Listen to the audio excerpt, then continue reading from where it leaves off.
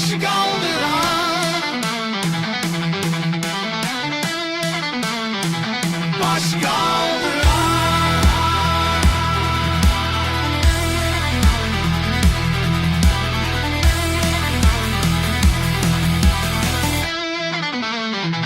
Şarkı sazeleyecek.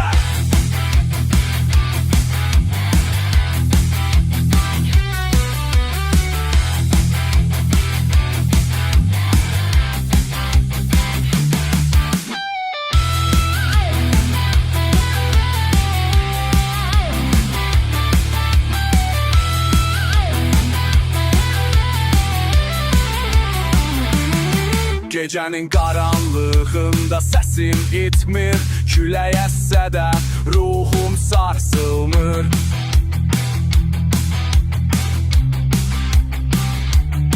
Yalanlara boyun əymədim heç vaxt. Həqiqət mənim içimdə yanar bax.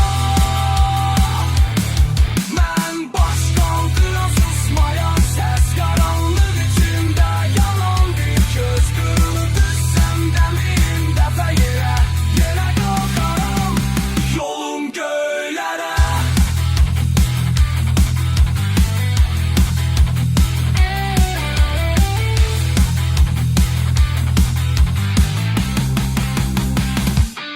Zəncirləri qırdım, keçdim divarı.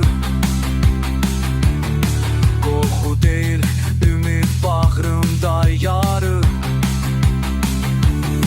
Savaşım özümlə bu talihlədir. Hər döyüş bir hissizlər həqiqətdir.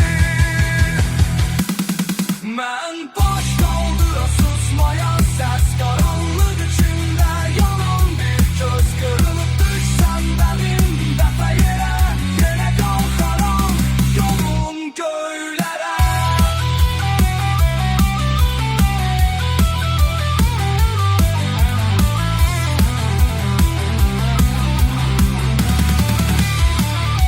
Alov kimi yanar ürəyimdə qəzəb. Bu səssiz dünyaya olaram cavab. İçimdə çalınır sərt gitaranın səsi. Azadlıq bu mənim əbədi nəğməmdir. Mən baş qaldıran susmayan səs, qaranlıq